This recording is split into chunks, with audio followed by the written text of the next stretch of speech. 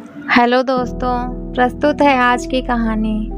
अशोक जी ने जब अपनी वसीयत अपने बेटे अफसर अमित को दिखाई तो वसीयत पढ़कर अमित ने अपने पापा से बोला, पापा, आपने सारी वसीयत 2 हिस्सों में आधी आधी बांट दी, जबकि आप दोनों मेरे पास ही रहते हैं। तब मम्मी को बराबर का हिस्सा देने की क्या ज़रूरत थी?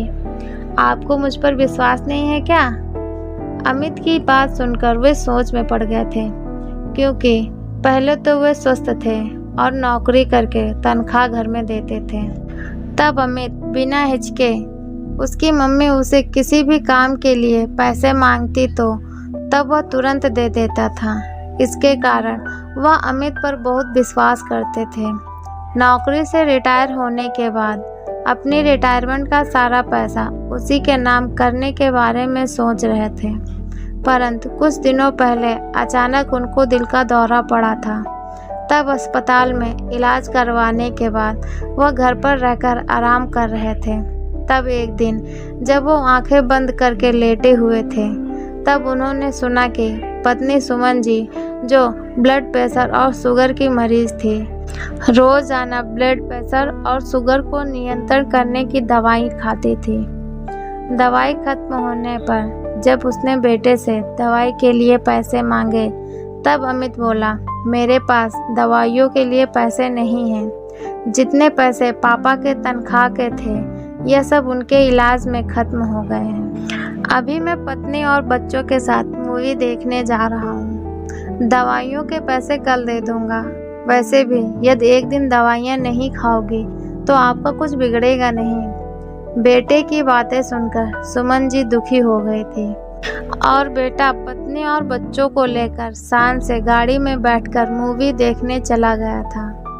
बेटे, बहू और बच्चों के जाने के बाद जब सुमन जी पति के लिए खाना लेकर आई, तब वह जबरदस्ती मुस्कुराते हुए उनकी प्लेट में खाना लगा रहे थे। तब पत्नी को देखकर वे मुस्कुराते हुए बोले, परेशान मत हो, मेरे पास कुछ पैसे रखे थे, उनमें से मैंने तुम्हारे लिए ब्लड प्रेशर और शुगर की दवाइयाँ ऑनलाइन मंगा दी हैं। मुझे पता है इस वक्त तुम जानबूझकर मुस्कुरा रहे हो। पति की बात सुनकर सुमन जी के नेत्र सजल हो गए थे। तब अशोक जी उसे प्यार से समझाते हुए बोले, मेरी जीवन संगिनी, दुखी मत हो, मैंने तुम्हारे लिए रास्ता तलाश कर लिया है, अब तो मुस्कुरा दो। पति की बात सुनकर सुमन जी के चेहरे पर मुस्कान आ गई थी, क्योंकि उन्हें अपने पति पर खुद से ज़्यादा विश्वास था। बेटे की बातें सुनकर अशोक जी बोले, बेटा, यह जो तू अफसर बना है ना, इसमें मेरा और तेरी मम्मी का बराबर का योगदान है। मैंने तुझ पर पैसे खर्च करे, परंतु तेरा सपना था बैंक में अफसर बनने का।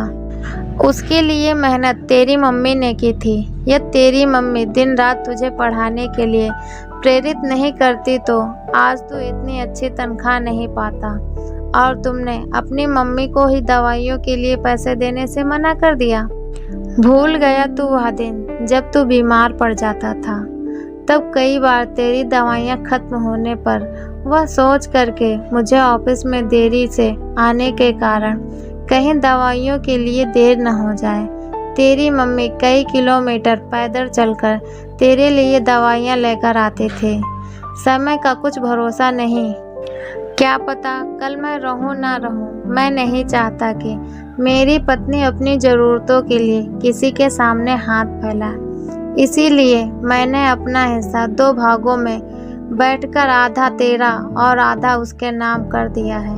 वैसे भी मेरी कमाई में तुझसे ज़्यादा उसकी बराबरी का ज़्यादा हक है, क्योंकि यदि गृहस्थी के संचालन में वह बराबर का योगदान न देती तो मैं ढंग से नौकरी नहीं कर पाता। इसीलिए मेरी कमाई पर सिर्फ मेरी पत्नी का हक है, परंतु तुझे दुख ना हो, इसीलिए इसके कहने पर ही मैं अपनी आधी धनराशि तेरे नाम कर रहा हूँ, क्योंकि तू इसकी सेवा करेगा।